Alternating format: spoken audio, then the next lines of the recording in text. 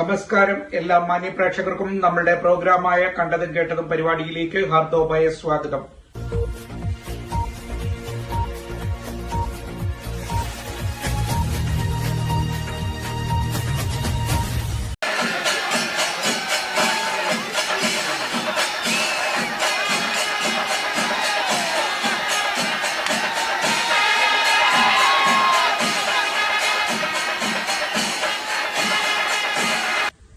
ഇന്ന് നമ്മളെയൊക്കെ സംബന്ധിച്ച് വലിയ ഒരു സന്തോഷമാണല്ലേ.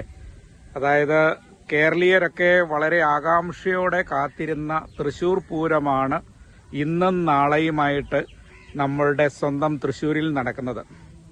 നമുക്കറിയാം തൃശൂർ പൂരത്തിന്റെ പെരുമയും പ്രശസ്തിയും എന്താണെന്ന്.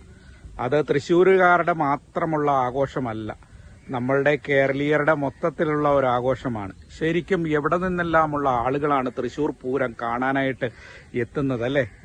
പലപ്പോഴും നമ്മയൊക്കെ വലിയ അത്ഭുതപ്പെടുത്തുന്ന പല വിസ്മയങ്ങളും തൃശൂർ പൂരം നമുക്കായി വരുന്ന ഓരോ പ്രേക്ഷകർക്കായി കാത്തുവെക്കുന്നുണ്ട്. അത്രയ്ക്കും മനോഹാരിതയും ഹൃദയസ്പർശിയുമായ ഒരു സംഭവമാണ് തൃശൂർ പൂരം. ഒരിക്കലെങ്കിലും തൃശൂർ പൂരം ജീവിതത്തിൽ കാണാത്തവർ ശരിക്കും ഒരു നഷ്ടഭാഗ്യമാണ് എന്നേ ഞാൻ പറയുള്ളൂ. കാരണം തൃശൂർ പൂരം എന്ന് പറയുന്നത് അത് നമ്മൾ പറഞ്ഞാൽ മാത്രം പോരാ, അത് അനുഭവിക്കണം, നമ്മൾ പോയി അനുഭവിക്കണം. ടി വിയിലൊക്കെ കണ്ടാൽ അല്ലെങ്കിൽ നമ്മൾ ചാനൽ വഴിയൊക്കെ കണ്ടാൽ അതിനൊക്കെ ഒരു ലിമിറ്റേഷനുണ്ട്. ശരിക്കും നമ്മളത് പോയി ആസ്വദിച്ച ഇപ്പൊ ഇത് കാണുന്ന ഓരോരുത്തർക്കും അറിയാം. നിങ്ങളൊക്കെ പോയി അനുഭവിച്ചിട്ടുള്ള, അത് നേരിൽ കണ്ടിട്ടുള്ള ഒരു വ്യക്തിയാണെങ്കിൽ അതിന്റെ ആ മഹാത്മ്യവും മഹിമയും ഒക്കെ എത്രയുണ്ട്, ആ പ്രൗഢി എത്രയാണ് തൃശൂർ പൂരത്തിന്റെ എന്നൊക്കെ നിങ്ങൾക്ക് മനസ്സിലാവും. കാരണം ഇത് വാക്കുകൾ കൊണ്ട് പറഞ്ഞാൽ മനസ്സിലാകുന്നതല്ല, അത് നമ്മൾ കണ്ണുകൊണ്ടും ഹൃദയം കൊണ്ടും ഒക്കെ കണ്ട് ആസ്വദിച്ചാലേ നമുക്ക് ആ തൃശൂർ പൂരത്തിന്റെ ആ പെരുമ മഹിമ എന്താണെന്ന് നമുക്ക് മനസ്സിലാകുകയുള്ളൂ.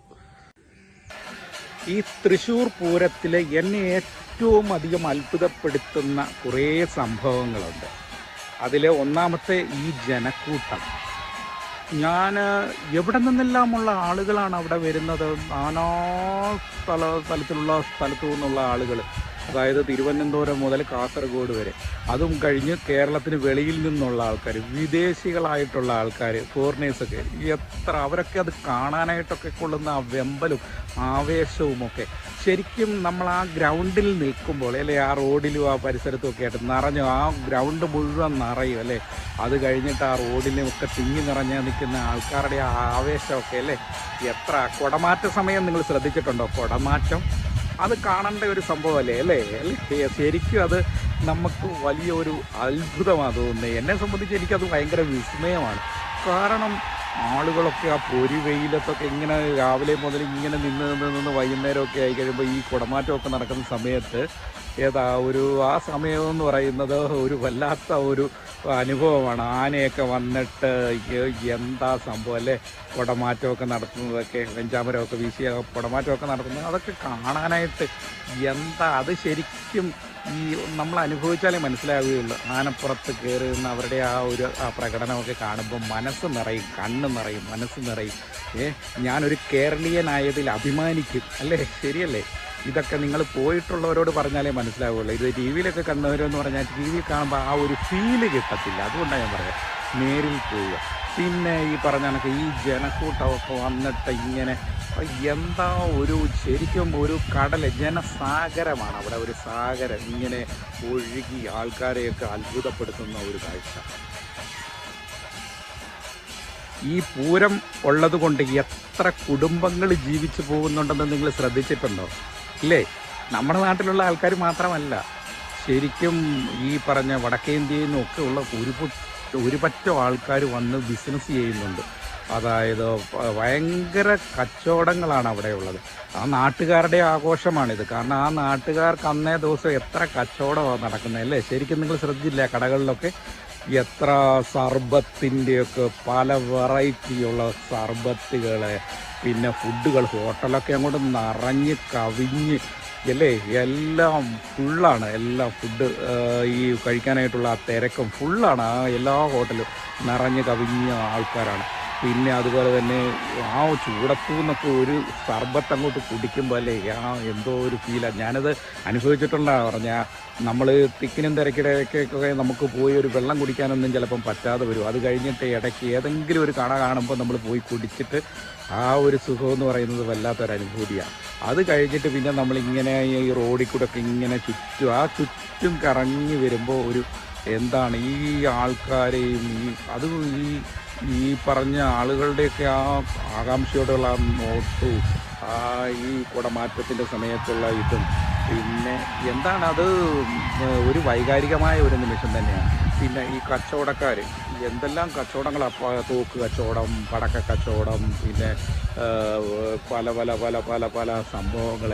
പിന്നെ ഒരു പ്രാവശ്യം ഞാൻ ചെന്നപ്പോൾ ഞാൻ കാണാത്തത് പലതല സംഭവങ്ങൾ, ബിസിനസ്സും കാര്യങ്ങളൊക്കെ. ഏതാണ്ട് പുകയൊക്കെ ഇങ്ങനെ കഴിക്കുമ്പോൾ മൂക്കിൽ കൂടെയും വായിക്കൂടെയും ഒക്കെ പോകുന്ന ഏതോ ഒരു സാധനം തരും. അതൊക്കെ എന്ന് പറയുന്ന എന്താണ് ഒരു കൗതുകമാണ്. അതൊക്കെ ഞാനിങ്ങനെ നോക്കിയിരിക്കും. പക്ഷേ അതൊക്കെ നല്ലതാണോ അല്ലയോ എന്നൊന്നും എനിക്കറിയില്ല. പക്ഷേ അതിനെയൊന്നും ഞാൻ പ്രോത്സാഹിപ്പിക്കുന്നില്ല.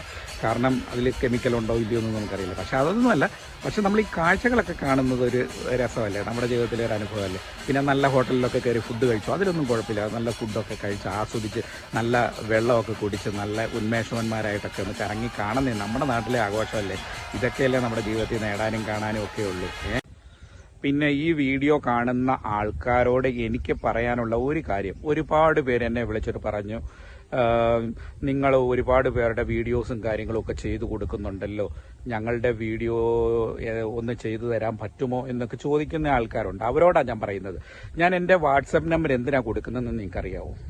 വാട്സപ്പിലേക്ക് മെസ്സേജ് അയക്കാൻ വേണ്ടിയിട്ടാണ്. കാരണം എന്നാന്ന് വെച്ചാൽ ഈ ഫോണൊന്നും എപ്പോഴും നമുക്ക് അറ്റൻഡ് ചെയ്യാൻ പറ്റിയെന്ന് വരില്ല. അതുകൊണ്ടാണ് ഞാൻ പറയുന്നത്, നിങ്ങളുടെ എന്തെങ്കിലും കാര്യങ്ങൾ എന്നോട് പേഴ്സണലായിട്ട് പറയാനുണ്ടെങ്കിൽ, നിങ്ങളുടെ ബിസിനസ് സംബന്ധമായിട്ടുള്ള കാര്യങ്ങൾ ഷൂട്ട് ചെയ്ത് സമൂഹത്തെ അറിയിക്കണമെങ്കിൽ, അല്ലെങ്കിൽ നിങ്ങൾക്കൊരു കലാകാരനാണ്, നിങ്ങളുടെ ഒരു കഴിവ് പുറത്തറിയിക്കണമെന്നൊക്കെ ഉണ്ടെങ്കിൽ, അല്ലെങ്കിൽ നിങ്ങളൊരു കിടപ്പ് രോഗിയാണ്, നിങ്ങളുടെ വീഡിയോസ് ഞാൻ ചെയ്യാൻ സമൂഹത്തെയൊക്കെ അറിയിച്ച് നിങ്ങൾക്ക് എന്തെങ്കിലും സഹായങ്ങൾ കിട്ടാൻ ആഗ്രഹിക്കുന്നുണ്ടെങ്കിൽ, അങ്ങനെയുള്ള ആൾക്കാരോടാണ് ഞാൻ പറയുന്നത്, നിങ്ങൾ എൻ്റെ വാട്സപ്പ് നമ്പർ ഞാൻ അതിൽ എൻ്റെ വീഡിയോയിലൊക്കെ ഉൾപ്പെടുത്തുന്നുണ്ട്.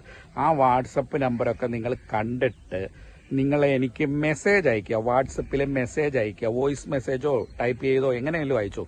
എന്നിട്ട് നിങ്ങളുടെ കാര്യങ്ങളൊക്കെ പറയുക. എന്ത് വിഷയം ആയിക്കോട്ടെ, അതിനൊന്നും ഒരു വിഷമമില്ല. കാരണം നിങ്ങളുടെ ആവശ്യങ്ങളൊക്കെ എന്താണേലും പറഞ്ഞോളൂ. എന്നാൽ കഴിയുന്ന ഉപകാരമൊക്കെ പറഞ്ഞാൽ എന്നെ കൊണ്ട് പറ്റുന്ന കാര്യങ്ങൾ ഇതൊക്കെയാണ്. നിങ്ങൾക്ക് വേണ്ടിയിട്ട് വീഡിയോസും കാര്യങ്ങളും ഒക്കെ ചെയ്തു തരാം. നിങ്ങൾക്ക് എന്തെങ്കിലും സഹായങ്ങൾ കിട്ടുന്നതിൽ കിട്ടട്ടെ. ഞാൻ പറഞ്ഞില്ലേ, ഞാൻ എൻ്റെ വീഡിയോസ് വഴി ഞാൻ ഒരുപാട് പേർക്ക് സഹായങ്ങളൊക്കെ ചെയ്തു കൊടുക്കാൻ, അതൊക്കെ എന്നെ സംബന്ധിച്ച് ഒരു പുണ്യപ്രവൃത്തിയാണ്, നന്മയാണ്.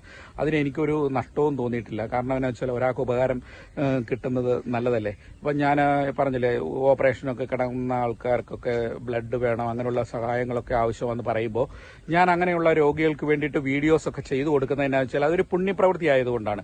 നമുക്കതുകൊണ്ട് ഒരാൾക്ക് ഒരു ഉപകാരം ചെയ്തു കൊടുക്കുന്നതുകൊണ്ട് നമുക്ക് ഒരു നഷ്ടവും വരാനില്ല. അപ്പോൾ അങ്ങനെയൊക്കെയുള്ള എന്തെങ്കിലും കിടപ്പ് രോഗികളോ അല്ലെങ്കിൽ എന്തെങ്കിലും നിങ്ങളുടെ കഴിവ് കലാപരമായിട്ടൊക്കെ ഉള്ള ആൾക്കാരാണെങ്കിൽ, നിങ്ങളുടെ കഴിവ് സമൂഹത്തേക്ക് അറിയിക്കണമെങ്കിൽ ധൈര്യമായിട്ട് എന്നെ കോൺടാക്ട് ചെയ്തോളൂ. ഞാനിപ്പോൾ അങ്ങനെയുള്ള കാര്യങ്ങളൊക്കെ ചെയ്തു.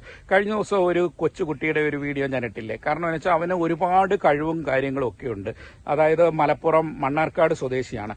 അപ്പോൾ അവൻ എന്നോട് ഇങ്ങനെ പറഞ്ഞു, ചേട്ടായി എൻ്റെ ഒരു വീഡിയോ ഒന്ന് ചെയ്ത് സമൂഹത്തെയൊക്കെ ഒന്ന് അറിയിച്ചാൽ വലിയ സന്തോഷം. അപ്പം എൻ്റെ കൂട്ടുകാരൻ്റെ അളിയൻ്റെ മകനൊക്കെ. അപ്പം ഞാൻ അവന് വേണ്ടി ഒരു വീഡിയോ എടുത്തു. ഞാൻ അതിൻ്റെ ഫുൾ വീഡിയോ എടുക്കുന്നുണ്ട്. ഞാൻ ഒരു ദിവസം ഇനി അവിടെ പോകുന്ന സമയത്ത് ഫുൾ വീഡിയോ ഒക്കെ എടുത്ത് ഞാൻ ഇടുന്നുണ്ട്. കാരണം അങ്ങനെയൊക്കെ ആർക്കെങ്കിലുമൊക്കെ ഉപകാരം കിട്ടുന്നെങ്കിൽ സമൂഹത്തിൽ നമ്മളെ കഴിയുന്ന ഉപകാരങ്ങൾ നമുക്ക് ചെയ്തു കൊടുക്കാനൊക്കെ സാധിക്കും. അപ്പം തീർച്ചയായും നിങ്ങൾ മടിക്കരുത്. നിങ്ങളുടെ എന്താവശ്യമുണ്ടെങ്കിലും ഈ പറഞ്ഞ് എന്നെ കോൺടാക്ട് ചെയ്യുക. കാരണം ഫോൺ വിളിക്കാൻ നിൽക്കരുത്. കാരണം ഞാൻ എപ്പോഴും ഫോൺ അറ്റൻഡ് ചെയ്തെന്ന് വരില്ല. മെസ്സേജ് വിടുക. ഞാൻ എൻ്റെ ഫ്രീ ടൈം അനുസരിച്ച് നോക്കിയിട്ട്, കാരണം എനിക്ക് ഈ പറഞ്ഞ യൂട്യൂബ് ചാനൽ ഉള്ളത് കൊണ്ട് എനിക്ക് ഒരുപാട് മെസ്സേജും കാര്യങ്ങളും ഒക്കെ വരുന്നുണ്ട്. അതുപോലെ തന്നെ കോളുകൾ ഞാൻ അറ്റൻഡ് ചെയ്യാറില്ല. മെസ്സേജ് എല്ലാം ഞാൻ വായിച്ചു നോക്കാറുണ്ട് കേട്ടോ. പക്ഷേ എനിക്ക് കോളുകൾ ചിലപ്പോൾ ഒരു പക്ഷേ അറ്റൻഡ് ചെയ്യാൻ പറ്റില്ല. യൂട്യൂബ് ചാനൽ ഉള്ളത് കൊണ്ട് ഒരുപാട് പേര് നമ്മളെ കോൺടാക്ട് ചെയ്യുന്നുണ്ട്. പിന്നെ വാട്സപ്പ്, മെസ്സഞ്ചർ, ഇൻസ്റ്റാഗ്രാമിലൊക്കെ ഉള്ളത് കൊണ്ട് ഒരുപാട് ആൾക്കാരും കോൺടാക്ട്സും ഒക്കെ നമുക്ക് വരുന്നുണ്ട്. അപ്പം നിങ്ങളും മടിക്കേണ്ട, നിങ്ങളുടെ ആവശ്യങ്ങൾ നമ്മളെ അറിയിക്കുക കേട്ടോ. അതിലൊന്നും ഒരു മടിയും വിചാരിക്കരുത്. അപ്പോൾ അതാണ് എനിക്ക് നിങ്ങളോട് ഈ അവസരത്തിൽ പ്രത്യേകമായി എൻ്റെ വീഡിയോ കാണുന്ന ആൾക്കാരോട് പറയാനുള്ളത്. പിന്നെ അവസാനമായിട്ട് നമുക്കറിയാമല്ലേ, ഈ പറഞ്ഞ ഇപ്രാവശ്യം 5, 6 വന്നു. അതായത് തിങ്കളാഴ്ചയും ചൊവ്വാഴ്ചയാണ് തൃശ്ശൂർ പൂരം. അതിൽ 5-ാം തീയതി, പക്ഷെ 6-ാം തീയതിയാണ് ആള് വരുന്നത്. മെയിനായിട്ടും 6-ാം തീയതി തൃശ്ശൂർ പൂരം കാണാനായിട്ട് ഭയങ്കര ആളായിരിക്കും. അന്ന് പകലും രാത്രിയിൽ, അതായത് അന്ന് രാത്രിയിലും ഒക്കെ ആയിട്ട്, 6-ാം തീയതി രാത്രി, ചൊവ്വാഴ്ച രാത്രിയിലും ഒക്കെ ആയിട്ട് ഭയങ്കര ആളാണ് അവിടെ ഉള്ളത്. അതായത് ഈ തിങ്കളാഴ്ചത്തെക്കാളും കൂടുതൽ ആൾ മിക്കവാറും ചൊവ്വാഴ്ചയാണ്. അതായത് ചൊവ്വാഴ്ച രാവിലെയും വൈകുന്നേരവുമായിട്ട് അവിടെ നിറയും. അത് കഴിഞ്ഞിട്ട് ബുധനാഴ്ച വെളുപ്പിനെ കൊണ്ടേ തീരുള്ളൂ. അതായത് ചൊവ്വാഴ്ച രാത്രിയിൽ അവിടെ ഫുള്ള് നിന്നിട്ട് ഏതാണ്ട് രാവിലെ ഒരു 4:30, 5 ആ ടൈമിലാകുമ്പം വെടിക്കെട്ടോടുകൂടി മനോഹരമായ വെടിക്കെട്ടാണ്. അതായത് എല്ലാവരെയും അത്ഭുതപ്പെടുത്തുന്ന വെടിക്കെട്ടാണ്. 2 കരക്കാരുടെയൊക്കെ നിങ്ങൾ പോയിട്ടുണ്ടാവും അല്ലേ? അപ്പോൾ അതൊക്കെ കണ്ട് നമുക്ക് ആസ്വദിച്ച് അങ്ങനെയാണ് പൂരം അവസാനിപ്പിക്കുന്നത്. അത് കഴിഞ്ഞിട്ട് നമ്മൾ തിരിച്ച് നാട്ടിലേക്ക് എല്ലാവരും ഓരോ ദേശങ്ങളിലേക്ക് അവരവർ തിരിച്ചു പോകുന്നത്. അപ്പോൾ ഇപ്രാവശ്യത്തെ പൂരം കാണാനായിട്ട് ഞാനും ഉണ്ടാകും, എൻ്റെ സുഹൃത്തുക്കളും ഒക്കെ ഒരു പക്ഷേ വരുമായിരിക്കും.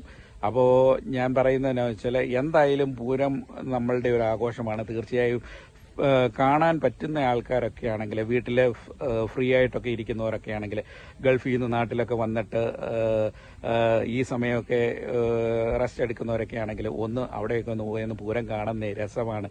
പക്ഷേ കുട്ടികളെയും കൊണ്ട്, കൈക്കുഞ്ഞുങ്ങളെയും കൊണ്ടൊന്നും വരാൻ നിൽക്കരുത്. കാരണം എന്താ വെച്ചാൽ നല്ല തിരക്കും ഒക്കെ ഉള്ളതാണ്. ഫാമിലി ആയിട്ടൊക്കെ വരാൻ ഈ അവസരത്തിൽ ബുദ്ധിമുട്ടാണ്. കാരണം എന്താ വെച്ചാൽ സ്ത്രീകളും കുട്ടികളും ഒക്കെ വരുന്നത് ഭയങ്കര ബുദ്ധിമുട്ടായിരിക്കും. കാരണം തിക്കും തിരക്കും ഒക്കെയാണ്, നല്ല തിരക്കാണ്. അതുകൊണ്ട് ഞാൻ ഈ വീഡിയോയിൽ അതാണ് മെയിനായിട്ട് പറയുന്നത്. പിന്നെ വന്നു കഴിയുമ്പോഴത്തേന് പിന്നെ ഈ തിക്കിലും തിരക്കിലും ഒക്കെ പെട്ടിട്ട് പിന്നെ അതൊരു വലിയ വിഷയമാണ്. അപ്പം ആണുങ്ങളെ സംബന്ധിച്ച്, നമ്മളെ സംബന്ധിച്ചൊന്നും പറഞ്ഞാൽ നമുക്ക് പ്രശ്നമില്ല. നമുക്ക് ഈ പറഞ്ഞ ഒറ്റയ്ക്കാകുമ്പോൾ നമുക്ക് ഈ പറഞ്ഞ അതിനനുസരിച്ച് മൂവ് ചെയ്യാം. അപ്പോൾ ആണുങ്ങൾ ഫ്രണ്ട്സൊക്കെ ആയിട്ട് വരുന്നതാണെങ്കിലും അങ്ങനെയും പ്രശ്നമില്ല. അവർ സുഹൃത്തുക്കൾ, ആണുങ്ങൾക്ക് പ്രശ്നമൊന്നുമില്ല. ഇപ്പോൾ ഒന്ന് കൈവിട്ട് പോയാലും കുഴപ്പമില്ല, ഫോണിൽ കൂടെ ഒക്കെ ഒന്ന് കോൺടാക്ട് ചെയ്ത് നമുക്ക് ഇന്നടത്ത് നിൽപ്പുണ്ടെന്നൊക്കെ പറഞ്ഞ് നമുക്ക് മീറ്റ് ചെയ്യാൻ പറ്റും. അല്ലെങ്കിൽ വരുന്ന കുഴപ്പമെന്നാന്ന് ചോദിച്ചാൽ ഒറ്റപ്പെട്ടു പോകും. അത് വലിയ ഒരു ഫാമിലിയൊക്കെ, കുട്ടികളൊക്കെ നമ്മുടെ കയ്യിൽ നിന്ന് മാറിക്കഴിയുമ്പോൾ പിന്നെ അത് പിന്നെ ടെൻഷനാവും. അതുകൊണ്ടാണ് ഞാൻ പറഞ്ഞത് അതൊക്കെ വേറൊരു അവസരങ്ങളിലൊക്കെ, ഫ്രീ ആകുന്ന അവസരങ്ങളിലൊക്കെ പോയി കാണുക. അല്ല ഈ അവസരങ്ങളിലൊക്കെ, ഇതിപ്പം ഞാൻ പറഞ്ഞ തൃശ്ശൂർ പൂരം ഒരു വളരെ റെയറായിട്ടുള്ള സംഭവമാണ്. അപ്പോൾ ഇങ്ങനെയുള്ള അവസരങ്ങളിലൊക്കെ ഇപ്പോൾ ആണുങ്ങളൊക്കെ ഫ്രണ്ട്സൊക്കെ ആണെങ്കിൽ നിങ്ങൾ പോയി കാണുകയും ആസ്വദിക്കുകയും ഒക്കെ ചെയ്യുക. അപ്പോൾ നിങ്ങളുടെ കമൻസും കാര്യങ്ങളും ഒക്കെ എൻ്റെ വാട്സപ്പിലേക്കൊക്കെ ഒന്ന് അറിയിക്കുക, വിശേഷങ്ങളൊക്കെ ഒന്ന് അറിയിക്കുന്നത് നല്ലതാണ്. കാരണം ഞാൻ നിങ്ങൾക്ക് വേണ്ടി ഇത്രയൊക്കെ ബുദ്ധിമുട്ടി വളരെ കഷ്ടപ്പെട്ടൊക്കെ ചെയ്യുന്ന വീഡിയോസ് അല്ലേ. അപ്പോൾ നിങ്ങളുടെ ഫീഡ്ബാക്കൊക്കെ അറിയുവാനായിട്ട് നമുക്കും വലിയ ആകാംക്ഷയും ആഗ്രഹമൊക്കെ ഉണ്ട്. കാരണം എൻ്റെ ഏറ്റവും പ്രിയപ്പെട്ട ആൾക്കാരെന്ന് പറയുന്നത് എൻ്റെ പ്രേക്ഷകരായ നിങ്ങളാണ് എൻ്റെ ശക്തിയും ബലവും ഊർജ്ജവും. അപ്പം നിങ്ങൾ കഴിഞ്ഞിട്ടേ എൻ്റെ ജീവിതത്തിൽ എനിക്ക് മറ്റ് സംഭവങ്ങളൊക്കെ ഉള്ളൂ. അപ്പോൾ തീർച്ചയായും എന്നെ സപ്പോർട്ട് ചെയ്യുന്ന എല്ലാവർക്കും ഞാൻ ഈ അവസരത്തിൽ നന്ദി പറയുകയാണ്. നമ്മളുടെ എല്ലാ വീഡിയോയും, ഈ വീഡിയോ മാത്രമല്ല, ഈ വീഡിയോയും എല്ലാ വീഡിയോയും ഫുള്ളായിട്ട് കാണുക. എനിക്ക് പറയാനുള്ള അതാണ്, ഫുള്ളായിട്ട് കാണുക. എല്ലാ വീഡിയോയ്ക്കും ലൈക്കും കമൻറ്റും ഷെയറും തന്ന് എന്നെ സപ്പോർട്ട് ചെയ്യണമെന്ന് ഞാൻ വളരെ വിനീതമായിട്ട് അപേക്ഷിക്കുകയാണ്. ഇനി അവസാനമായിട്ട് ഒരു വാക്കുകൂടെ പറയട്ടെ. ചാനൽ സബ്സ്ക്രൈബ് ചെയ്തിട്ടില്ലെങ്കിൽ ദയവായി നമ്മുടെ ചാനൽ ഒന്ന് സബ്സ്ക്രൈബ് ചെയ്യുക. യൂട്യൂബിൽ സെർച്ചിൽ കയറിയിട്ട് സോണിച്ചൻ NK വ്ളോഗ്സ് എന്ന് അടിച്ചു കൊടുത്താൽ മതി, നമ്മുടെ ചാനൽ കിട്ടും. അപ്പോൾ ആ ചാനലും കൂടെ ഒക്കെ ഒന്ന് സബ്സ്ക്രൈബ് ചെയ്യുക. ബെല്ലൈക്കൺ അടിച്ചിടുക. ബെല്ലൈക്കൺ അടിക്കുമ്പോൾ ഒരു ഗുണം എന്നാന്ന് വെച്ചാൽ ഞാൻ എൻ്റെ വീഡിയോ അപ്ലോഡ് ചെയ്യുന്ന സമയത്ത് തന്നെ അതിൻ്റെ നോട്ടിഫിക്കേഷൻ നിങ്ങൾക്ക് കിട്ടുന്നതാണ്. അതുകൊണ്ടാണ് ഞാനത് പറഞ്ഞത്. അപ്പോൾ എല്ലാവർക്കും നല്ലത് വരട്ടെ എന്ന് ആശംസിച്ചുകൊണ്ട് നിർത്തുന്നു. നന്ദി, നമസ്കാരം. താങ്ക്